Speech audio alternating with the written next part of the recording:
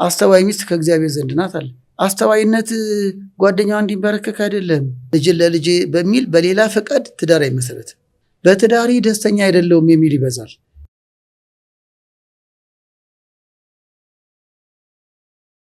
እውነት ነው። እጅግ በጣም ብዙዎችም በይቅርታ ውስጥ ተለውጠው ተሻሽለው የተሻለ ሰው ሆነው መኖር ችለዋልና ድጋሚ ያንን ስህተት እንዳይሰራ እድል ወይም እንዳትሰራ እድል መስጠት ጥሩ ነው ብዬ አምናለሁኝ። ምክንያቱም ትዳር ትልቅ ተቋም ስለሆነ በእያንዳንዱ ስህተት ይፍረስ የሚባል ከሆነ ያው ብዙ የትውልድ ቀውስ ውስጥ እንወድቃለንና ነገር ግን በቤተክርስቲያን አካሄድም ደግሞ የራሱ መንገድ እንዳለው አስረድተውናል እርሶና ብዙዎችን ያነቃል ወይም ደግሞ መንገድ ያስይዛል ብዬ አስባለሁኝ። ብዙ ጊዜ ሰዎችን ወይም ባለትዳሮችን የሚያከራክር አንድ ሐሳብ አለና ከክላይንቶችም አንፃር የሚያጋጥመኝ ጥያቄ ነው። ሚስት ባሏን ማክበር እንዳለባት ወይም መገዛት እንዳለባት ባል ሚስቱን መውደድ እንዳለበት፣ ይህም ደግሞ ባል የቤት ራስ እንደሆነ ሚስት ደግሞ አካሉ እንደሆነች አንድ ላይ አያይዘን ብናነሳው ምክንያቱም ሌላ ወደ ኤፌሶን ሰዎች 5 ምዕራፍ 5 ቁጥር 24 ላይ ቤተክርስቲያን ለክርስቶስ እንደምትገዛ ሚስቶች ለባሎቻቸው ይገዙ ይልና ባሎችም ክርስቶስ ቤተክርስቲያንን እንደወደዳት ሚስቶቻቸውን ይውደዱ ይላል። ከመውደድና ከመገዛት አንፃር እንደገና ደግሞ ከአካልና ከራስነት አንፃር ብዙዎች ያምታቱታል ይሄንን ነገርና ለራሳቸው ጥቅም ሲያደርጉት እመለከታለሁ፣ ያው እንደፈለጉ ሲተረጉሙት ማለት ነው። ስለዚህ ከቤተክርስቲያን አስተምሮ አንፃር ትክክለኛው ትርጓሜ ምንድነው? በትዳራችን ውስጥስ እንዴት ልንኖረው እንችላለን? እንዴት ልንለማመደው እንችላለን የሚለውን እናንሳ። በጣም ጥሩ። አዎ ቅድም በጠቀሽው ይህ ምስጢር ታላቅ ነው ይላል የጋብቻን ምስጢር። እውነት ነው።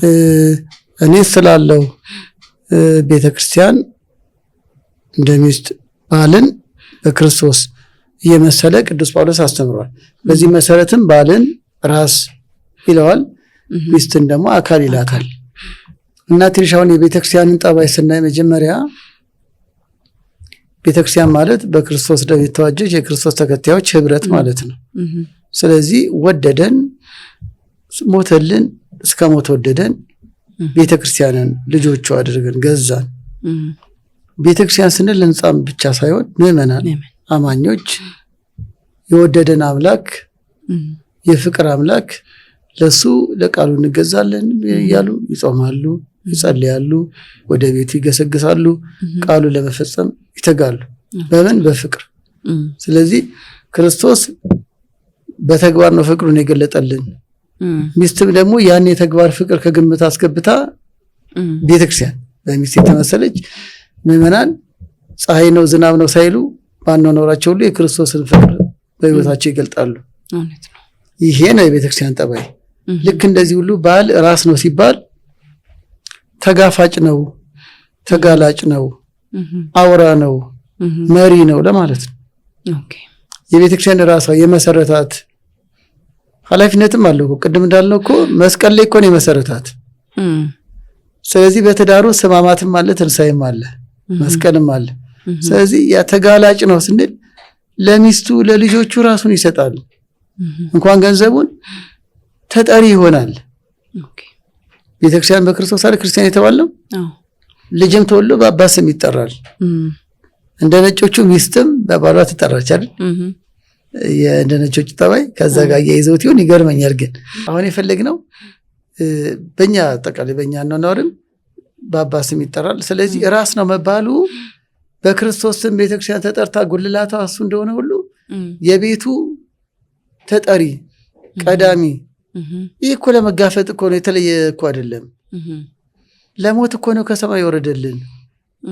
ራሱን ለመስጠት እኮ ነው፣ በፍቅር እኮ ነው የተገለጠልን። ባልነትም ራስነትም ለኩራት እኮ አይደለም፣ ለጉራ እኮ አይደለም። ራስን ለመስጠት እኮ ነው፣ ለተንከባካቢነት እኮ ነው። አንደኛ ጴጥሮስ ምዕራፍ 3 ቁጥር 7 ላይ ባሎች ሆይ ሚስቶቻችሁን ተንከባከቡ። ተፈጥሮም ያስተምራል። ሔዋን የተፈጠረችው ከጎን ነው። ጎኔን ላሳርፍ አይደል? ምንድን ጎን የተሸፈነ ነው፣ ምንንከባከበው አካል ነው።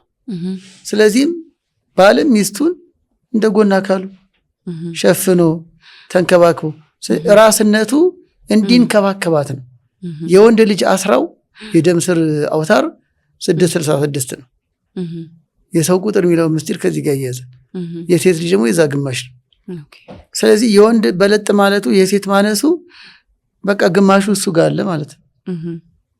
እሷ ላይ እንዲያውለው ነው ግማሹ እንዲንከባከብበት፣ እንዲጋፈጥ፣ እንዲጋለጥ ጉልበቱን፣ ዕውቀቱን፣ ገንዘቡን፣ ራሱን ለሚስቱና ለልጆቹ ከለላ እንዲሆን ነው።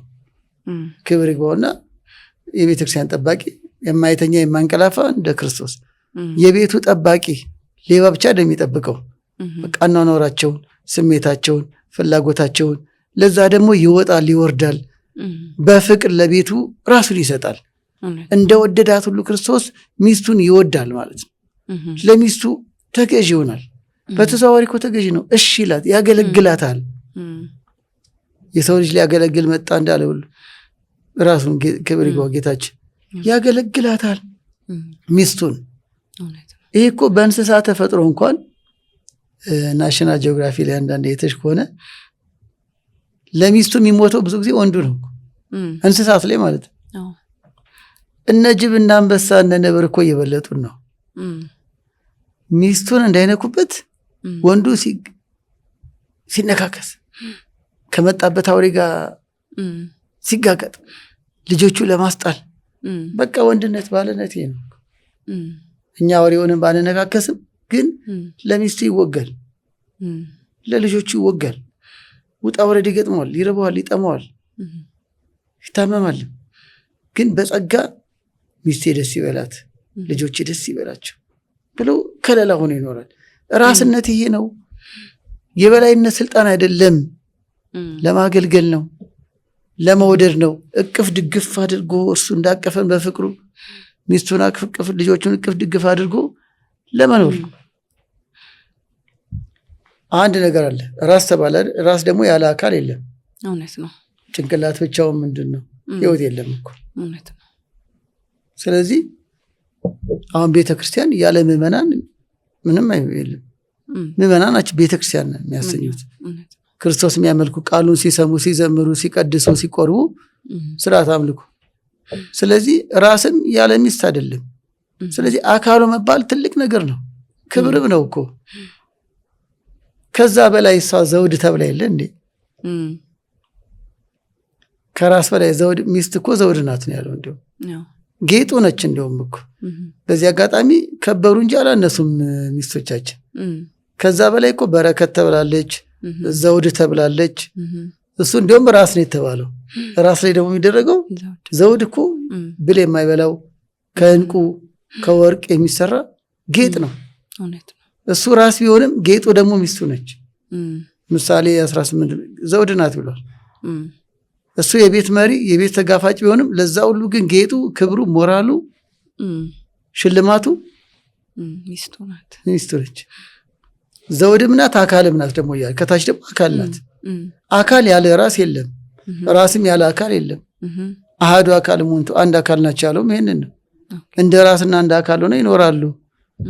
ስለዚህ አካልነት ታዛዥነት ነው። አሁን እዛ ጋር ነው ሚስት ለባሏ ትታዘዝ። አሁን ቅዱስ ጳውሎስ ነው ያለው። እንዴት ነው የምትታዘዘው? ነው በፍቅር ነው። ይህንን ያስምሩልን ሚስቶች። በፍቅር ነው የምትታዘዘው። ወደ ቤተ ክርስቲያን ልውሰድሽ። አሁን በኢትዮጵያ ኦርቶዶክስ ተዋሕዶ ቤተክርስቲያን ምዕመናን ዝቋላ አቦ ሲከበር ዝቋላ ተራራ በጣም ከባድ ይሄዳሉ። ግሸን ማርያም ተራራ ነው ይሄዳሉ። ማን አስገድዷቸው? የእግዚአብሔር ፍቅር እኮ። አሁን እኛ ቄሶቹ ገዝተን አይደለም። እንደው ግሸን ካልሄድሽ ብዬ አላቅም። ቢሄዱ ደስ ይለናል፣ በረከት ነው። እኛም ምዕመናን ለቤተ ክርስቲያን የሚገዙት በፍቅር ነው የሚለውን ነው። ለምሳሌ አስራት ያወጣሉ ምዕመናን ደስ ብሏቸው፣ ማንም ሲያስገድዳቸው በእግዚአብሔር ፍቅር ይጾማሉ ምዕመናን። ሌሊት መጥተው ያስቀድሳሉ፣ ማህሌት ይቆማሉ ምዕመናን። ማህበረ ምዕመናን ማለት ቤተክርስቲያን ነች።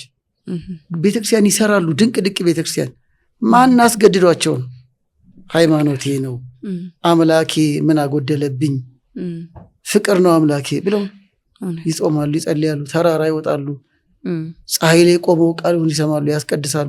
ዝናብ እየመታቸው ይጾማሉ፣ ያስቀድሳሉ። የእግዚአብሔር ፍቅር ለቤተ ክርስቲያን አማኞች የሚታዘዙት በፍቅር ነው። ሚስትም እንደዛ ለባሏ የምትታዘዘው ተንከባካቢ ባል፣ ራስ፣ ለእኔና ለልጆቹ የሚጋፈጥ በሚል ፍቅር ነው። ስለዚህ ባልም ባል መሆን አለበት፣ ሚስትም ሚስት መሆን አለባት። ባል ሆነን ሳንገኝ ስንቀር ነው የሚያጉረመርሙት። ጨካኝ፣ ራስ ወዳድ፣ ጨቅጫቃ፣ ማይታመን ከሆነ እንዴት ትታዘዘው? ስለዚህ ያ ሌላ ሕክምና ያስፈልጋል።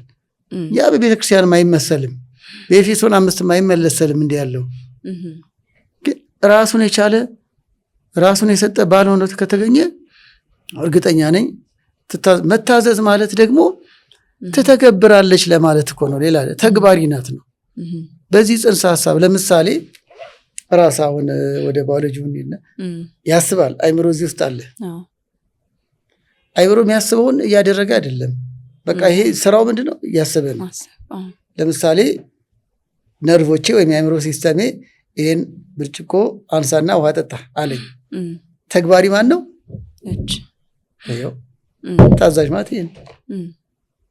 ስለዚህ አንስቼ ጠጣው ለአይምሮ ብቻ ነው እንዴ? ለሁሉም።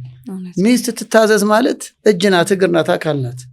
ለምሳሌ ጸንሳ ትወልዳለች፣ መታዘዝ እኮ ያን ወልዳ በስነ ምግባር ታሳድጋለች፣ የበለጠ አስተዋጽኦ አድርጋ ታጠባለች። ሌላ ነገር እኮ አይደለም። ሽሯፊ የለኝ ቡና ጣጅልኝ ብቻ እኮ አይደለም መታዘዝ። ያም አለ ሁለቱም በጋራ የሚያደርጉት የኑሮ ሂደት ነው። መታዘዝ ለቤቱ የሚሆነውን የሚታዘዘውን ሃይማኖታዊም ሆነ ማህበራዊ ጉዳይ ብዙ ጊዜ ወደ ተግባር ትቀይራለች፣ ትከታተላለች። ልጇንና ባሏን ትከታተላለች፣ የሚያስፈልጋቸውን ነገር ታሟላለች። እሱ ደግሞ የሚያስፈልገውን ከውጭ የሆነው ነገር ያመጣል። እንደዛ አይነት ነው። ስለዚህ መታዘዝ ማለት እንደ አካል ነው። በቃ ጭንቅላት ያስባል እንጂ ወደዚህ ይላል እንጂ እግር እንደማይሆን ጭንቅላት እግር አይሆንም፣ ጭንቅላት እጅ አይሆንም። ስለዚህ የቤቱ እጅ ሚስት ናት፣ የቤቱ እግር ሚስት ናት እንደማለት ነው። ይሄ ደግሞ የታሰበው ወደ ተግባር እንዲለወጥ ድንቅ ምሳሌ ናት ማለት ነው። ስለዚህ ራስነት መሪነት፣ ተጋፋጭነት፣ ተንከባካቢነት ከልብ ወዳጅነት ነው። ሚስትነት ደግሞ ታዛዥነት፣ ተግባሪነት፣ በፍቅር ተገዥነትን የሚያሳይ ነው። በዚህ መንገድ ቢረዱት ሁለቱም በእግዚአብሔር ፊት እኩል ናቸው። አሁን አንዳንዴ ባሌ በላይ ሚስቴ በታች ሊያስመስል ይችላል። ተፈጥሯችን ገዘፍ ማለቱ ደም ስራችን መብዛቱ እንድንንከባከብበት እንጂ እንድንደባደብበት አይደለም። የተሻለ ሆነን ተፈጥሮ አያስተምራችሁ ምን? ተንከባከባት፣ ደካማ ናት፣ ድካም ይገጥማታል አለ እኮ አንደኛ ጴጥሮስ። ስለዚህ ድካም እንዳይገጥማት፣ ድካም ከገጠማትም አይዞሽ በርቺ እያለ በስነ ልቦናም በአካልም የሚያስፈልጋት እያደረገ እንዲንከባከብ ነው ገዘፍ ማለቱ። የበላይ ካልነው የበላይነቱም እንዲንከባከብ ነው እንጂ በእግዚአብሔር ፊት እኩል ናቸው። ለምሳሌ ብናዳለው ኑሩ ዘካርያስን ቅዱስ ብላ ቤተክርስቲያን ኤልሳቤጥን አይ እሷ አይገባትም ባለች ነበር። መጽሐፍ ቅዱስ ግን ወክልዮሙ ጻድቃንም ሙንቱ አላቸው። ሁለቱም በእግዚአብሔር ፊት ጻድቃን ናቸው። ሉቃስ 1:6 ነው። ከነ ቤተሰቡ ጻድቅ ሆኖ ተገኘ። በጽድቅ ደረጃ በእግዚአብሔር ፊት ባል፣ ሚስት፣ ወንድ፣ ሴት ልዩነት የለም። የሚያጸድቀኝ ባልነቴ ቄስነቴ አይደለም፣ ስራዬ ነው። እሷም እንደዛ። ስለዚህ በእግዚአብሔር ፊት እኩል ነን። ያማ ባይሆን ኖሮ ለቅድስት አርሴማ ታቦት ባልቀረጽ ነበር፣ ለክርስቶስ ሰምራ ገዳም ባልገደምን ነበር። ለሴቶች አይገባም ብለን ማለት ነው። ግን የቅድስት አርሴማ ቤተ መቅደስ የሚቀደሰው ወንድ ቄስ ነው፣ ወንድ መነኮሳት ናቸው። አማልጅን ብለን በሷ ቃል ኪዳን እንማጸናለን። ስለዚህ የጾታ ልዩነት የለም በእግዚአብሔር ፊት። ቅድስና ተግባር ነው። ቅድስና በእግዚአብሔር ፊት የሚያጸድቅ የሚያከብር እግዚአብሔር ነው። ልክ እንደዛ ሁሉ ቤተክርስቲያን በትዳርም ሚስት ያነሰች ባል ከፍ ያለ የሚባል ግድ የለም። የእሷ የሆነ ሁሉ የሱ ነው። ህጉም ወደዛ ሄደ መሰለኝ፣ እንደዛ መሰለኝ። አብረው ያፈሩት እንዲህ ልጅ ለምሳሌ ከወገብ በላይ የአባት ከወገብ በታች የእናት የሚባል ነገር አለ? የጋራ ውጤት ነው። ስለዚህ እኩል ነው። በልጅ ላይ ያላቸው ዳኝነት፣ በልጅ ላይ ያላቸው ምልከታ እኩል ነው። አብዛኛውን ድካም እናት ብትወስድም ሌላው ተጋላጭነት ደግሞ አባትም ድርሻ አለው በመውለድም በማሳደግም። ስለዚህ የሷ ነው የሱ ነው የሚባል የለም። አካል ሰጥቶ ሌላ ነገር ይደበቃል እንዴ? የሷ አካል እኮ የሷ ነው። በሷ አካል ላይ ስልጣን አለው እና በዚህ መንገድ እኩል ናቸው በእግዚአብሔር ፊት። የበላይ የበታች የሚያሰኝ አይደለም። የበላይ የበታች ካሰኝም ራስነት ቅድም ባለው ነው፣ ሚስትነት ታዛዥነትም ቅድም ባለው ነው። በፍቅር ነው የምትታዘዘው። ራስነትም ሚስቱን ወዶ ጌታችን ራሱን ሰጠኩ። ራሱን እስከ መስጠት ነው ራስነት። ባልነት እስከዛ ነው። በዚህ መንገድ ሊታይ ይገባል። እሺ በደንብ ጥሩ አድርገው አንስተውልኛል። ምክንያቱም ብዙ ባሎች ራስ ነን በሚል ዲክታተርነትን የማራመድ ነገር አለ። ግን ራስነት አገልጋይነት እንደሆነ፣ ራስነት መንከባከብ መጠበቅ እንደሆነ በደንብ ዲቴይል ስላየ ነው ይማሩበታል ወይ ራሳቸውን ያዩበታል ብዬ አምናለሁኝ። ቅድምም እያነሱት ነበር ሚስት ዘውድ ናት እያሉ ነበርና አንዳንድ ባሎች እንግዲህ ሚስት ዘውድ ናት አንቺ ግን ጎፈር ሆንሽብኝ ተቃጠልኩኝ ይላሉ። ሚስቶችም ባሎችም የሚያነሱት ኮምፕሌን ነውና ከዚህ ጋር ተያይዞ የሚፈጠሩትን ችግሮች መፍቻ ዘዴ ሊኖር ይችላል? መልካም እንግዲህ ያው ችግር ሲፈጠር ወይም ግጭት ሲፈጠር ማይባል ነገር የለም። እንኳን ጎፈር ምናምን ከዛም በላይ ሊሰነዘር ይችላል። እውነት ነው። ብዙ ጊዜ በግጭት ጊዜ በጎ ገጽታ አይታየንም፣ ክፍተቶች ናቸው እና ያም ሆነ ሚስት ግን እውነታው ዘውድ ተብላለች፣ በረከት ተብላለች፣ አስተዋይ ተብላለች።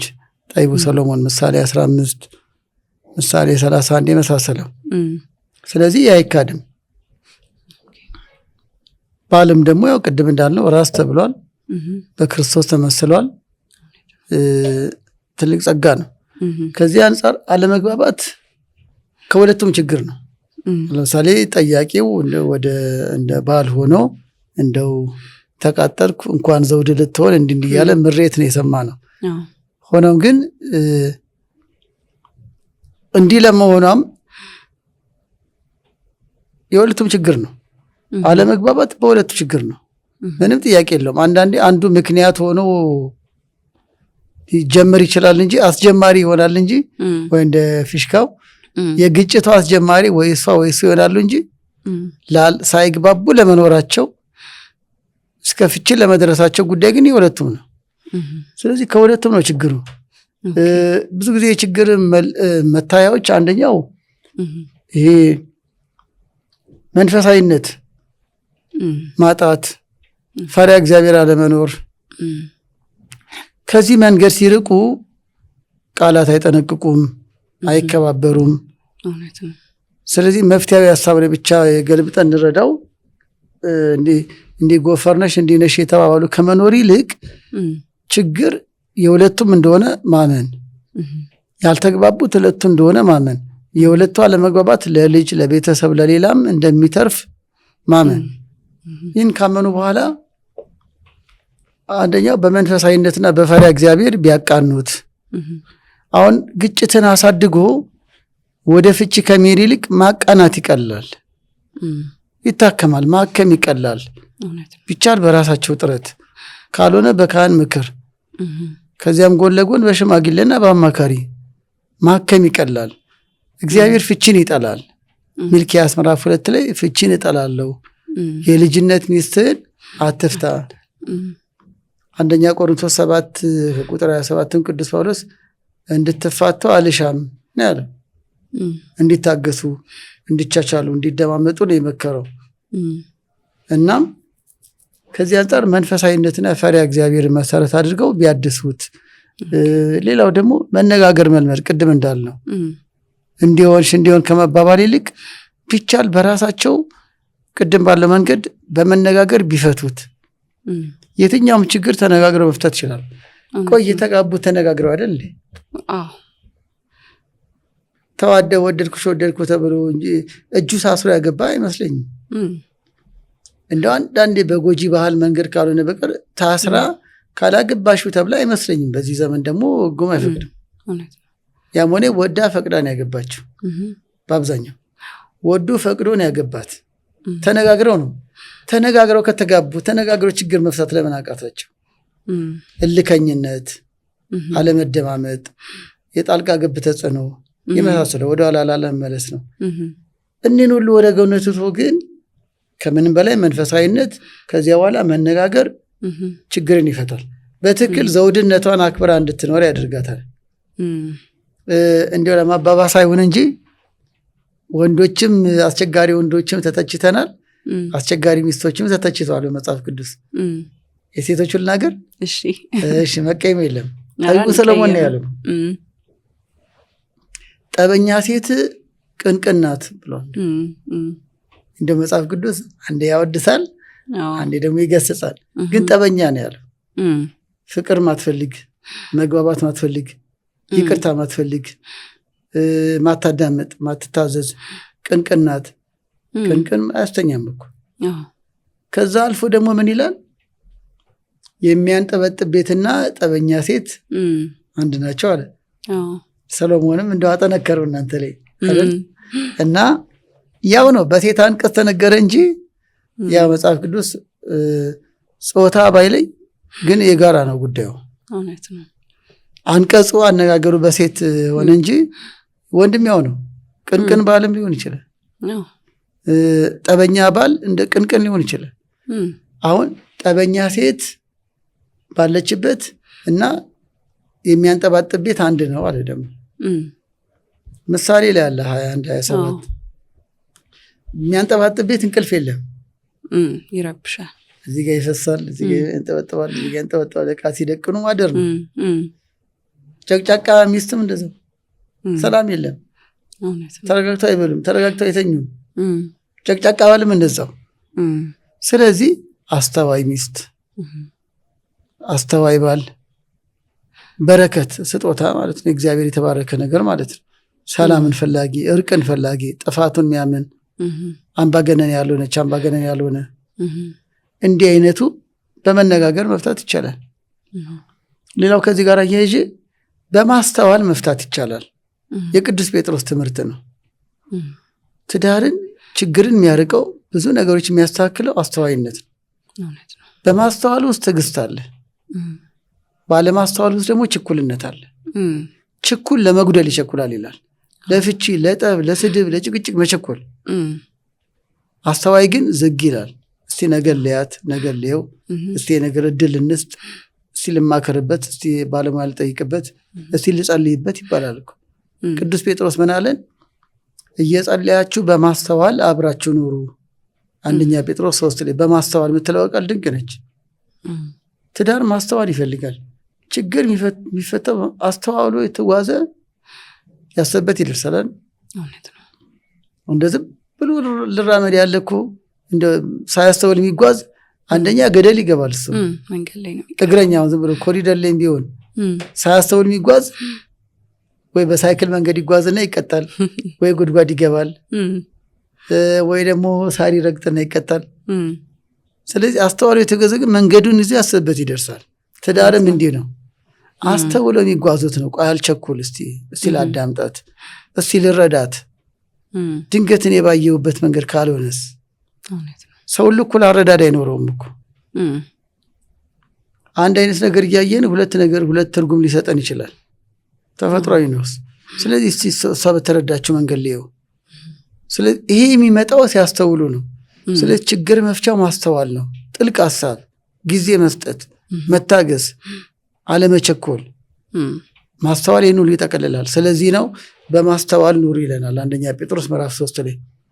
ሌላው መከባበር ነው። ችግር የሚፈታው መከባበር ነው።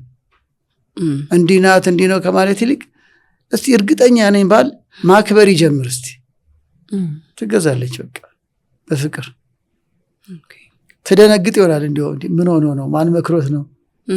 በትክክል ቤቴ ችግር ነው ያለባል መጀመሪያ ያክብራት። በቃ ሌላውን ገታ ያርግና ያክብራት። እንደ ፍቅረኝነቱ ጊዜ ይሁን። እሷም እንደዛው ማጣጣል፣ ማነጻጸር፣ ለሰው የእሱን ገበና ማውራት ይሄ ችግር ያበሳል።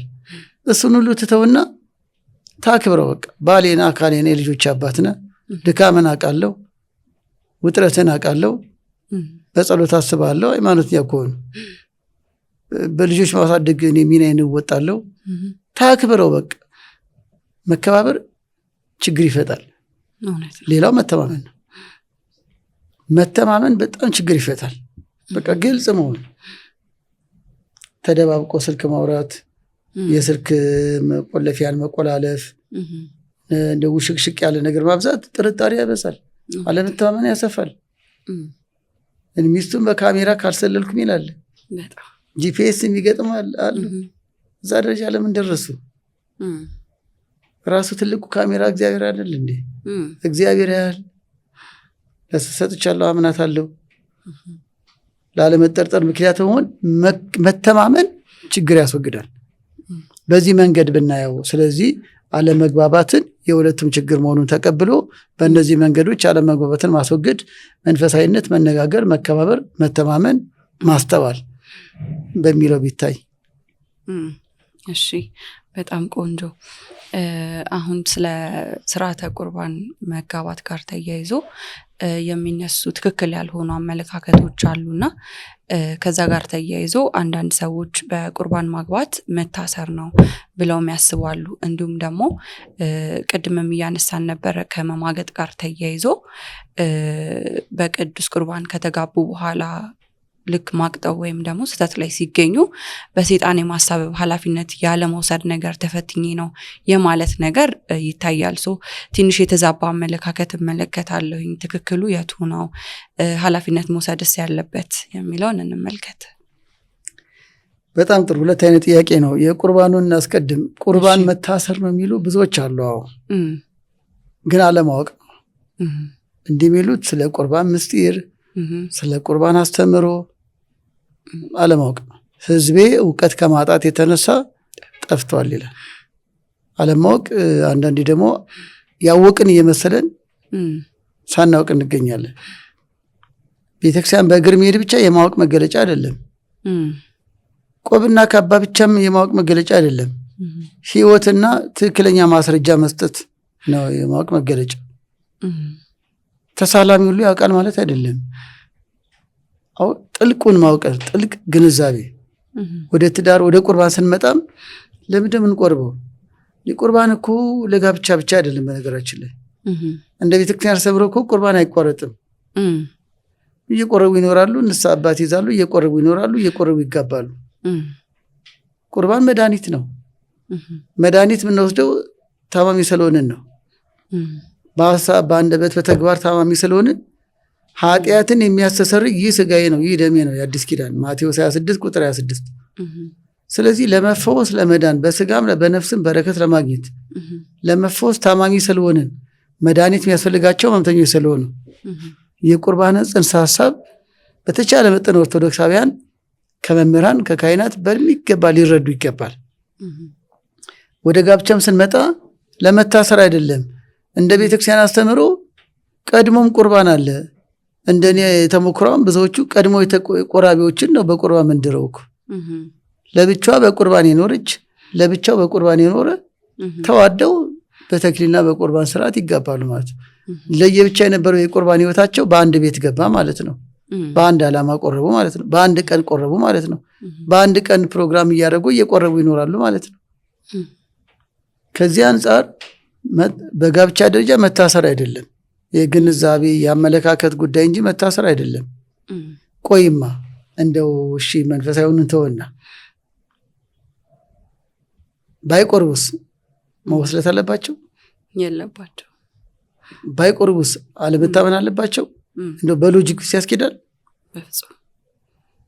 ለምሳሌ ይህ ማለት ቀይ መብራት አለ፣ ትራፊክ የለም። በእኛ ሀገር የብዙዎቻችን ድክመት ቀይ መብራቱ ግን መብራት በርቶ መብራት ጥሶ የሚሄዱ አደጋው ለአሽከርካሪው ነው ለትራፊክ ፖሊሱ ነው? ለራሱ ለአሽከርካሪው። ከዚህ መኪና ቢመጣስ ከዛ ቢመጣስ ተጎጂው ህግ አስከባሪ እኮ አይደለም አሽከርካሪው ነው። አሁንም አልቆረብኩምና አልታሰርኩም በነፃነት እኖራለሁ ማለት ለራስ አይደለ ጉዳቱ። ቁርባን እንደ ቀይ መብራት የሚያስቆም አይደለም እኮ። ራሱን መንፈሳዊ ህይወት ያላለማመደ ሰው ቆርቦም አያርፍም። እንደዛ ከሆነ ለእንዲህ ያለው ደግሞ ሳይገባው የተቀበለ ዕዳ አለበት ይላል። በነገራችን ላይ ሕሊናን ማስገዛት በትክክል የእግዚአብሔር ሰው መሆን እንጂ ቆርቦ ማያርፍ አለ። ያ ደግሞ ዕዳ በደል ይሆንበታል። ሳይገባው የተቀበለ ይህን ኅብስት ዕዳ አለበት አለ እኮ። ቆርቦም ማያርፍ አለ። ባዕድ አምልኮ ጋር መሄድ፣ የሚያጨረብር፣ ወንጀል የሚሰራ፣ የሚያመነዝር በሁለቱም ጾታ። ስለዚህ ቁርባኑ ብቻውን በራሱ እንደ ቀይ መብራት ያስቆማቸዋል ሳይሆን መጀመሪያ ሕሊና ነው፣ መገዛት ነው። ለእግዚአብሔር መገዛት፣ ራስን ማስገዛት የሚቀድመው እሱ ነው። ራሱን የገዛ እንዲቆርብ የሚበረታታውም ለዚህ ነው። ቁርባኑ ቀጥታ ራሱን እንዲያስገዛው ሳይሆን ራሱን የገዛው ሰው ቁርባን እንዲቆርብ ነው የሚመከረው። እናም መታሰር አይደለም አለማወቅ ነው። ይልቅስ በቁርባን አንደኛ የዘላለም ሕይወት ይገኛል። ሚስት ብቻ አይደለም የሚገኘው በቁርባን በዋናነት እሱንማ እግዚአብሔር ይሰጣል። ለሚስቱ ብሎ አይደለም የሚቆርበው፣ ለባሏ ብላ አይደለም። ለምሳሌ የሆነች መጠነኛ ህመም አለች፣ ክኒን ይወጣለሁ ማታ ላይ ለሚስቴ ብዬ ለመኖር በቃ መኖር ደስ ስለሚል ለመኖር ለጤና ይስል በመኖሬ ደግሞ ለሚስቴ እኖርላታለሁ። በመኖሬ ለልጆቼ እኖራለሁ፣ ለማገለግለው እኖራለሁ። ምትበይው ለቤተሰብ ብለሽ ነው? ምን ቆርቦ ለራስ ነው። የዘላለም ሕይወት ማግኛ ነው። ትዳሬ ግን ምክንያት ሆነኝ ማለት ነው። ከሚስቴ ጋር አብሬ በመቁረቤ ለመቀደሴ ከእግዚአብሔር ጋር ለመኖሬ ምክንያት ሆነች። ፍቅር ይጨምራል እንዲሁ። እናም በዮሐንስ ወንጌል ምዕራፍ 6 ቁጥር 53 ሥጋዬን የሚበላ ደሜን የሚጠጣ የዘላለም ሕይወት አለው፣ እኔ ከእርሱ ጋር ለዘላለም እኖራለሁ ነው ያለው። ስለዚህ አይደለም በትዳር ሕይወት አይደለም በኮንዶሚኒየምና በከተማ ኑሮ በገጠር ኑሮ በወዲያኛው ዓለም ከእግዚአብሔር ጋር ለመኖር ማይተሙ መገለጫው ሥጋው ደግሞ። ስለዚህ ምን ቆርበው ለዘላለም ኑሮ ነው፣ ለዘላለም ሕይወት ነው። ልክ ቪዛ ወደ ውጭ ሀገር እንደሚወስደን ከውጭ ሀገር ወደዚህ ሀገር እንደሚያመጣ ሌሎችን ወደ እግዚአብሔር መንግስት መግቢያው ማረጋገጫው ቪዛው ማይተሙ ሥጋው ደግሞ ነው። ከእግዚአብሔር ጋር ለመኖር ማይተሙ ነው። ስለዚህ መታሰር አለመታሰር ያ የሕሊና ጉዳይ ነው። ከእግዚአብሔር ጋር ለዘላለም ለመኖር ነው። ሁለተኛው በትዳራቸውም እግዚአብሔር ያለበት ትዳር እንዲሆን መገለጫውን በዶኪማስ ቤት ቃና ዘገሊላ ክርስቶስ ነበር፣ ድንግል ማርያም ነበረች፣ ደቀ መዛሙርቱ ነበሩ። ችግራቸው ተወገደ። ውሃው በእመቤታችን ምልጃም ወደ ወይን ጠጅ ተለወጠ። ለምን? ሰርገኞቹ ስለጠሩት ተገኛል። ስለጠሩት ተገኘ። በቁርባን ተጋብቶ መኖር ክርስቶስን መጥራት ነው። በትዳራቸው ከኛ ጋር ኑር፣ ከኛ ጋር ልክ ቀሌዮጳ ከኛ ጋር ኑር፣ የኤማሁስ መንገደኞች ከኛ ጋር እደር እንዳሉት ሁሉ በቁርባን መኖር በትዳር ላይ ከኛ ጋር ኑር፣ ከእናት ጋር ከቅዱሳን ጋር ቤታችንን ባርክ። ወይን ጠጅ ቢያልቅብን ትለውጥልናል፣ እንደ ወይን ጠጅ ፍቅር ቢያልቅብን ትጨምርልናል። ሰላም ብናጣ ሰላማችን ነህ አንተ፣ ጤና ብናጣ ፈውሳችን ነህ። በጠሩት ቃና ዘገሊላ ጌታችን መድኃኒታችን ኢየሱስ ክርስቶስ ተገኘ ከእናቱ ጋር። አሁንም በቁርባን መዳር በቁርባን መኖር ማለት ከኛ ጋር ኑር ብሎ መጠራት ነው። የእሱን የመጋበዝ እርሱን የመጥራት ቤታችንን አንተ ምራ ለአንተ ሰጥተናል የማለት መገለጫ ነው። እርሱ ደግሞ ከእናንተ ጋር እኖራለሁ ብሎ ቃል ገብቷል። የማያደርገውን አይናገርም፣ የተናገረውን አያስቀርም። ስለዚህ መታሰር አይደለም፣ እንዲሁም መታደል ነው። መታደል ነው። በመንፈሳዊ አይን እንየው። ቁርባን መንፈሳዊ ነው። መታየት ያለበትም በመንፈሳዊ ነው። የዶኪማስ የሉቃስ ወንጌል ምዕራፍ 2 ጥሩ ማስረጃ ነው። በቃ ቤታችን ና አሉት፣ ገባ። እርሱ ካለ ምን ችግር አለ? ችግሩ ጊዜያዊ ሆነ። ትዳር ውጣ ውረድ አለው፣ ክፉ ቀን አለው አላለም። እግዚአብሔር ካለ ግን ብርሃኑን ያመጣል። ይኸው እንደ ኢዮብ ለቤተሰቡ ጸልየዋል፣ ለሚስቱም እግዚአብሔርን አመስግኝ ነው ያለው። ከዚያስ ብርሃን መጣ እኮ፣ ያ ሁሉ አለፈ። በዚህ መከራ በበዛበት ዓለም ውስጥ በቁርባን መኖር ክርስቶስን ቤታችንን ምራ፣ ይሄ ቤት ያንተ ነው። ትንሿ ቤተክርስቲያን ነች የኛ ትዳር፣ እንደ አቂላና ጵርስቅላ በእርሱ አምነው የኖሩ ስለሆኑ ትንሿ ቤተክርስቲያን ተባሉ። የሐዋርያት ሥራ 18 አንደኛ ቆሮንቶስ 19 ላይ ትንሿ ቤተክርስቲያን የክርስቶስ ተከታዮች ቤተሰብ ተባሉ። ቆርኔሌዎስ የእግዚአብሔር ቤተሰብ ተባለ። የሐዋርያት ሥራ 10 ላይ ባኗኗሩ እግዚአብሔርን ይዞ እየጾመ እየመጸወተ ደግ እየሰራ ስለነበረ ቤተሰቡ የተባረከ ቤተሰብ ሆነ፣ ቅዱስ ቤተሰብ ሆነ። ቁርባንም እግዚአብሔር ከኛ ጋር እንዲኖር የጨለማ ዘመን ቢመጣ እንኳን አሁን ቃና ዘገሊላ እኮ ችግር ተፈጥሯል። የምን ችግር? ወይን ጠጅ አለቀ። ትዳር ውስጥ ብዙ ነገር ያልቃል እኮ። ልጅ ይታመማል፣ ሐዘን ይገጥማል፣ ኑሮ ይዛባል። በስጋው ደግሞ የጠራ ነው መድኃኒዓለም ክርስቶስ ካለ ግን ይቀይረዋል ያን ህይወት። ለእግዚአብሔር የሚሳነው ነገር የለም። ህመሙን በጤና ይቀይረዋል፣ ማጣትን በማግኘት ይቀይረዋል። የታመመ ልጅን ልክ እንደ ከነናይቷ ሴት በእምነታቸው እርሱ አለና ጤነኛ ልጅ ያደርግልናል። ለሚያምኑ ይቻላል። ስለዚህ ከእግዚአብሔር ጋር የመኖር ማረጋገጫ ነው። ማቴዎስ 19 ቁጥር 6 እግዚአብሔር ያጣመረውን ሰው አይለይ። እርሱ ቤታችን ለመኖሩ ከእርሱ ፊት ለመኖራችን መገለጫው ማጣመሪያው የእርሱ ስጋና ደም። አሁን በመዘጋጃ ቤት ኩነት የመጣመራችን መገለጫ ፊርማለን። ምን ኩነት ክፍል ላይ እንፈርማለን። ህጋዊ አሰራር አለ። በሽማግሌ ደግሞ እንደየብሔር ብሔረሰቦቻችን ድንቅ ባህል የሽማግሌ ምርቃት አለ። የተለያየ ስነ ስርዓት ቅቤም ሊቀቡ ይችላሉ። በአንድ ሽክናም ሊጠጡ ይችላሉ። ያም ሆነ የመጣመራቸው መገለጫ ነው እንደ ባህሉ። በስጋው ደግሞ የክርስቶስን አንድ ስጋና ደም በመቀበላቸው የመጣመራቸው መገለጫ ነው። በእርሱ አምነናል፣ ህይወታችን አንተ ነህ፣ ህይወታችን ለአንተ ነው፣ ብንሞትም ለአንተ ነው፣ ብንኖርም ያንተው ነን የማለት መገለጫ ነው እንጂ መታሰር አይደለም። ስለዚህ የዘላለም ህይወት ማግኛ፣ ከእግዚአብሔር ጋር የመኖር ማረጋገጫ፣ እግዚአብሔርን በእኛ ቤት እንዲኖር መጋበዣ መጥሪያ እና በመጨረሻም ህብረት መፍጠሪያ ነው። አይደለም የሁለቱ ህብረት፣ ከክርስቶስ ጋር ህብረት አለን። እርሱ ግንዱ ነው፣ እኛ ደግሞ ቅርንጫፍ እንድንሆን ፈቅዶልናል። ይሄ የሚሆነው ታዲያ በስጋው ደግሞ ነው። አንደኛ ቆሮንቶስ ምዕራፍ 10 በዚህ ህብስት ህብረት አለን አለ እኮ።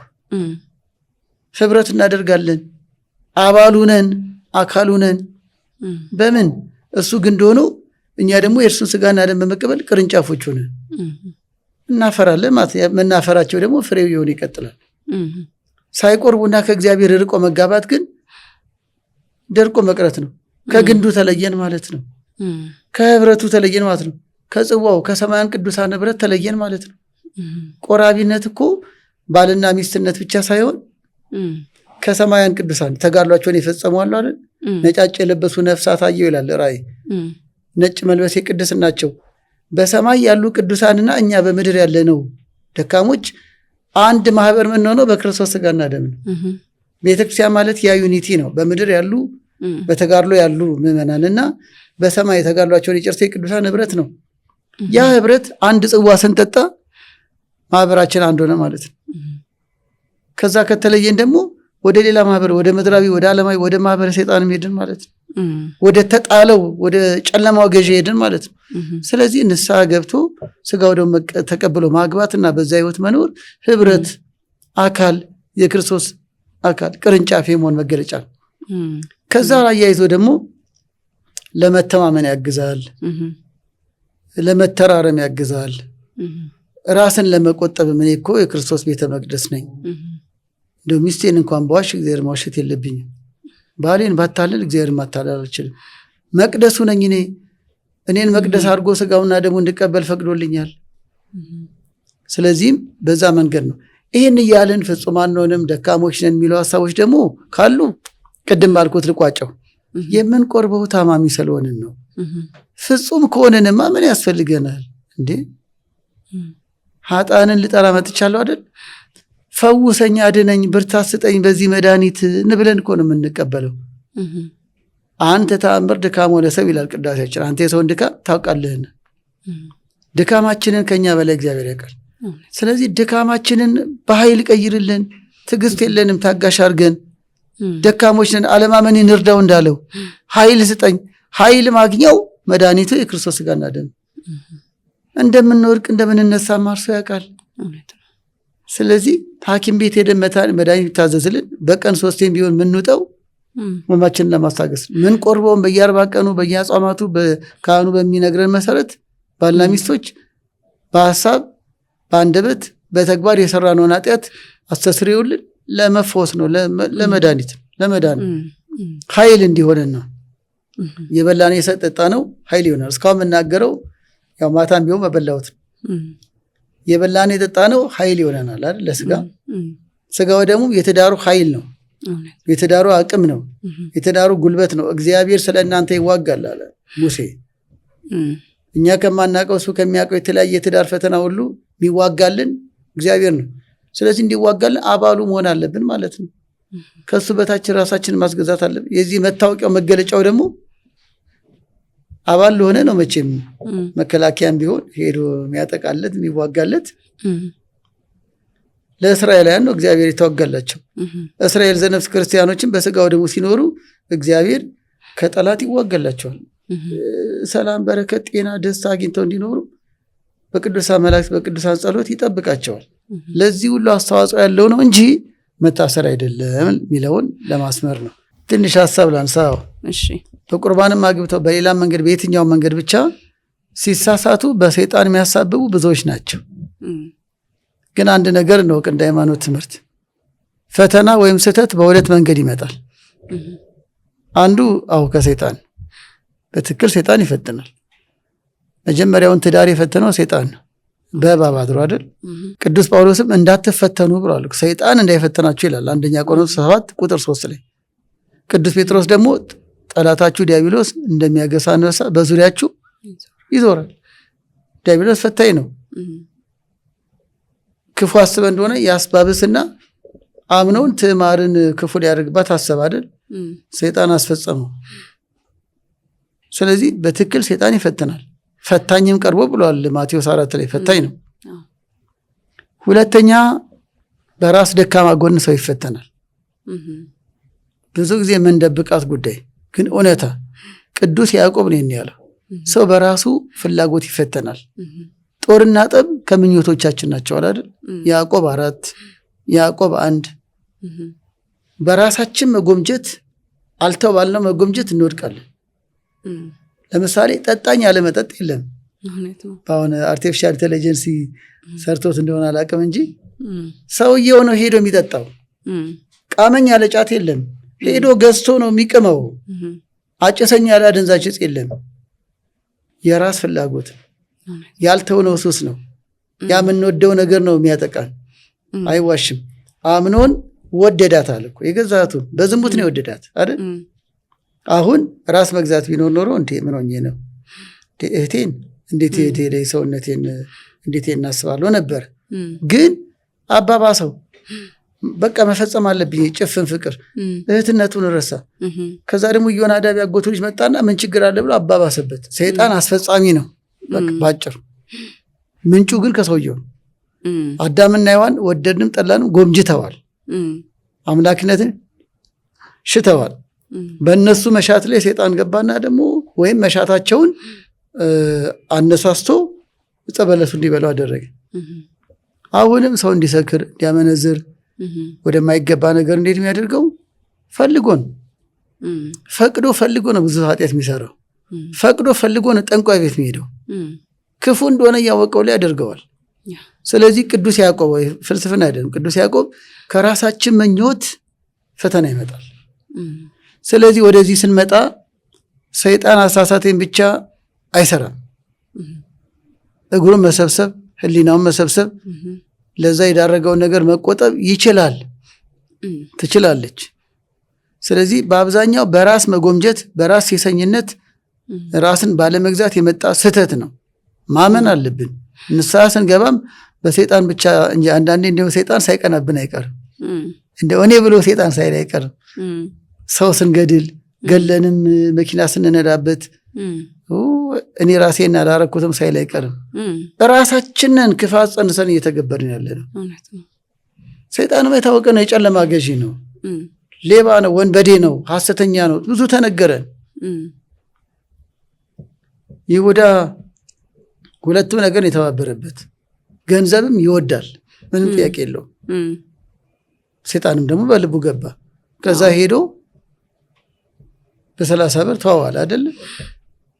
መጨረሻው ለማረም በትክክል መጠጥ የሚወድ በትክክል ዝሙት የሚወድ አግብቶም በልበል ይለዋል፣ በልበል ይላታል።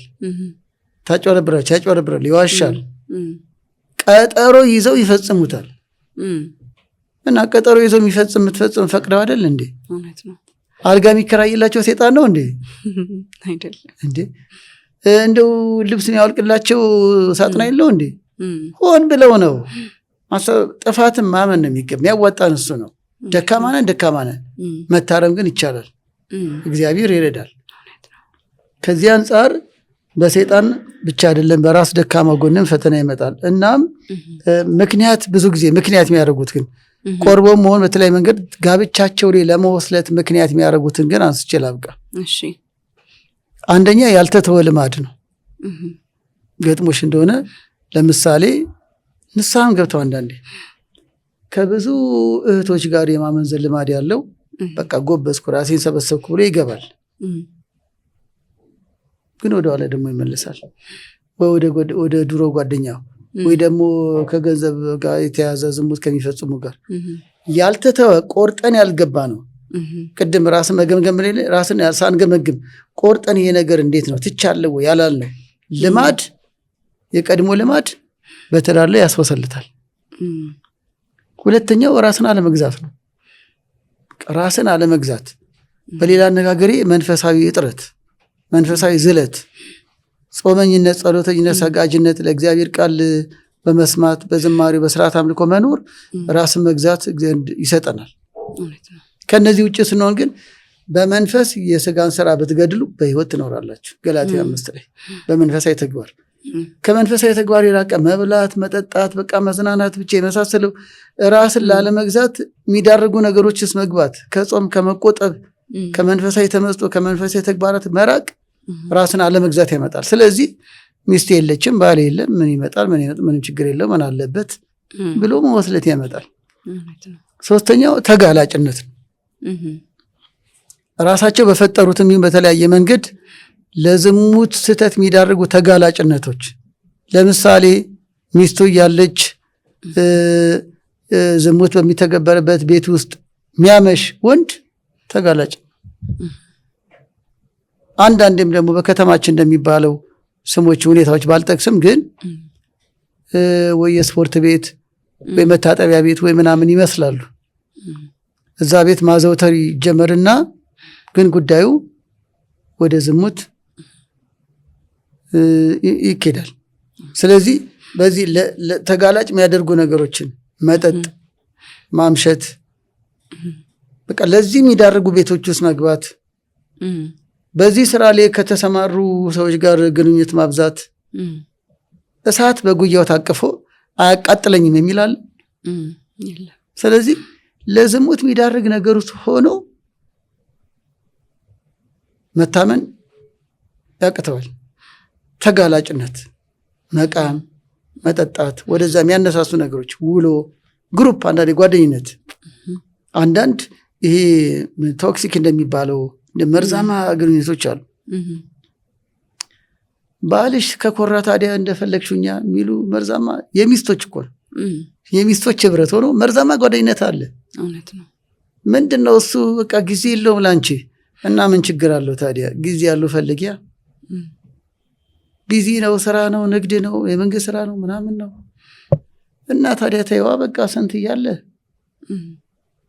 መርዛማ ጓደኝነት ምን ይፈጥራል? ተጋላጭ ያደርጋል እንድትወሰልት።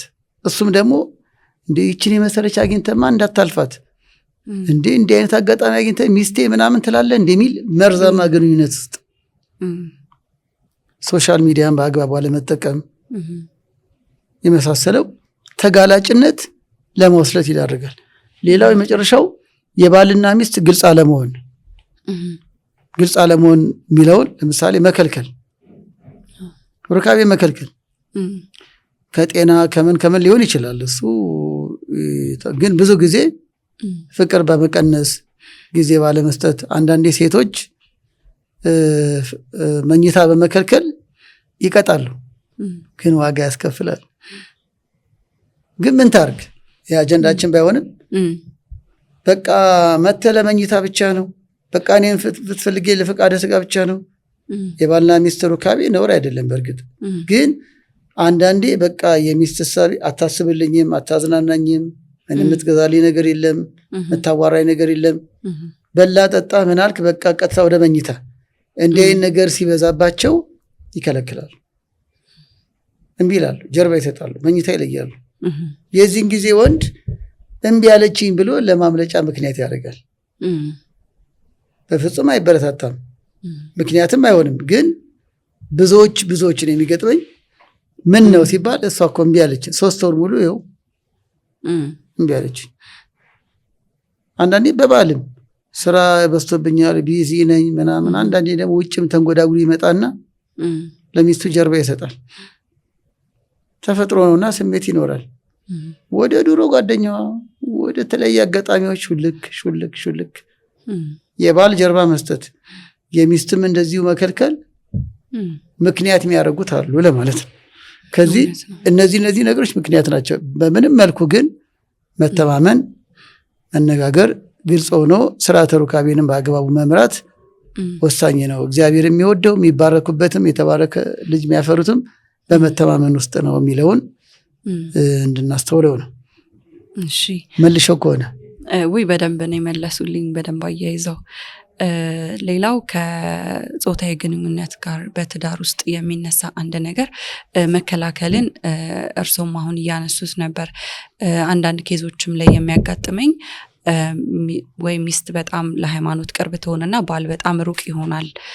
በዛ ጊዜ አሁን በአጽዋማት ጊዜ የሚከለከልበት ሁኔታ ይኖራልና ሚስቴ በዚህ ምክንያት እየከለከለችኝ ነው ብሎ ለመሄጃ ምክንያት የሚያደርጉት ሰዎች አሉ። ይህንን እንደ አንድ ያዙልኝና እዚሁ ላይ ደግሞ ሌላ አያይዤ መጠየቅ የምፈልገው ብዙ ያልተገቡ ወይም ነውር የሆኑ ነገሮችን በቪዲዮ በማየት ያንን ከሚስታቸው ወይም ከባላቸው የሚጠይቁ ደግሞ ባለትዳሮች አሉ። አግባብነት የሌለው ወይ ያልተፈቀደ ነገርን ኤክስፒሪየንስ ማድረግ የሚፈልጉ ማለት ነው። ስለዚህ ይሄስ ከኦርቶዶክስ አስተምህሮ አንጻር እንዴት ይታያል የሚለውን እንመልከተው። በጣም ጥሩ። እንግዲህ 2 አይነት ሀሳብ ነው። በተረዳሁት መንገድ ለመግለጽ ልሞክር። ከሳትኩኝ ቀና ታደርጊኛለች። አስቀድሞ ስርዓተ ሩካቤ ትምህርት አለው። ቅድመ ጋብቻ መማር ያስፈልጋል፣ ምክር ማግኘት ያስፈልጋል አላለም? ቀድሞ ነው የሚሰራው። ቢቻል ስርዓተ ሩካቤ የባልና ሚስት ሩካቤ ምንድን ነው? ዓላማው ምንድን ነው? መቼ ነው የሚደረገው? መቼ ነው የማይደረገው? ለምን? ይሄ እኩል ተምረው እኩል አምነውበት ሲገቡና ሳያውቁ ሲገቡ አንድ አይደለም። ብዙ ጊዜ ከለከለችኝ፣ ከለከለኝ፣ ጾም አበዛች፣ እንዲያበዛ የሚባባሉት የግንዛቤ ማነስ ነው። እንዳልሽው አንዳቸው ጠንከር ያለ መንፈሳዊ ግንዛቤ ይኖራቸዋል፣ አንዳቸው ደግሞ ካኗኗራቸው ከልምድ ማነስ ይኖራል። ግጭቱ በጣም ይሰፋል። በጣም የብዙ የባለትዳር ግጭት ነው። ጥሩ ነገር ነው ያነሳሽው። እንደኔ ቅድሚያ ማወቅ በይበልጥማውን ከጋብቻ በፊት ላሉ ምን መክረው ቅድሚያ ይህን ጉዳይ በደንብ አውቀው ቢገቡ ጥሩ ነው። እውቀቱን ማለት ነው። በየት እንደ ቤተክርስቲያን አስተምሩ መቼ ነው የሚፈቀደው? ማይፈቀደው መቼ ነው? ለምንስ? ዓላማው ለምንድን ነው? በዚህ መሰረት ለምሳሌ ሩካቤ ዓላማ አለው። አንደኛው ዘር መተካት ነው። ይፈቀደው በጋብቻ ነው ብለናል። ጋብቻ ከሆነ መኝታው ንጹህ ነው።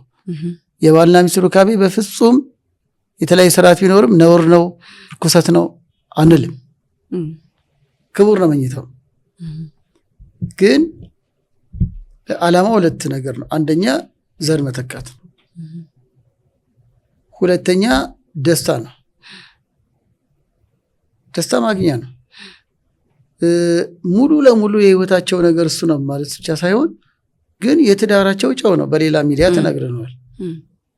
ሩካቤ ባይኖርኩ ጋብቻ አይኖርም እንዴ? በቃ እያጣጣሙ እንዲኖሩ እግዚአብሔር የሰጣቸው ነው።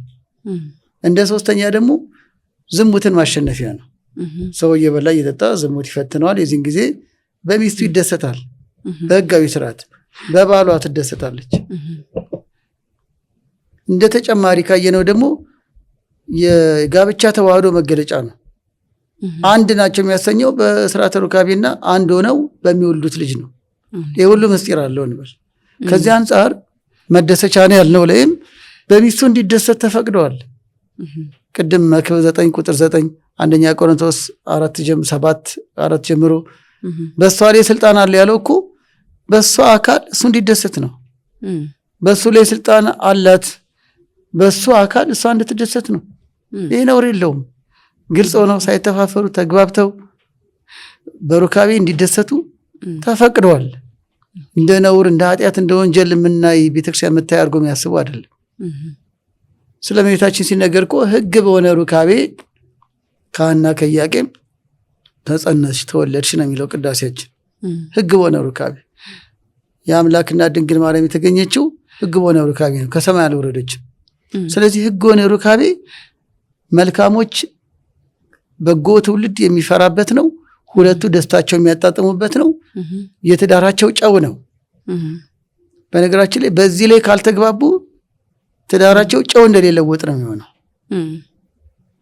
በቃ በሽሮም በበርበሬውም በምናምኑ ይነጫነጫሉ፣ ንትርክ ያበዛሉ።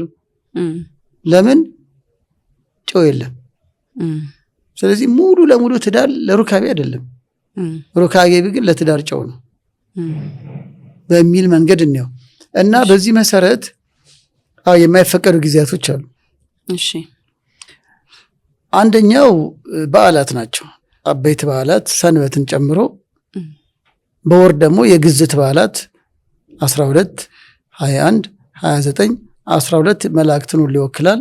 የቅዱስ ሚካኤል በዓል 21 የእመቤታችን በዓላትን፣ 29 ደግሞ በዓለ ወልድ የወልድ በዓል የእግዚአብሔር በዓላት የዓለምን የፈጠረበት የተጸነሰበት ሞትን ድል አድርጎ የተነሳበት 29። በእነዚህ ቀናት እንደ ሰንበት ስርዓተ አምልኮ ይከናወናል። ቤተክርስቲያን ማህሌት ይቆማል። ፈቃደ ነፍስ መስሪያ ናቸው እንደ ቤተክርስቲያን አስተምሮ። ለምሳሌ በገጠሩ አይታረስም አይታጨድም። ቤተክርስቲያን ውለው ቆርበው በጽዋ በዝክሩ ጸልየው ተመካክረው የተጣላ አስታርቀው የሚውሉባቸው ናቸው። ስለዚህ የፈቃደ ነፍስ ቀናት ናቸው። ለፈቃደ ነፍስ ሲባል ክልክል ነው፣ ነውር ነው ተብሎ ሳይሆን ለፈቃደ ነፍስ። አንድ ማስረጃ ላምጣ። ኢሳይያስ 58 ላይ በተቀደሰው ቀኔ ፈቃድህን አታድርግ። በቃ የእግዚአብሔር ቀናት ናቸው።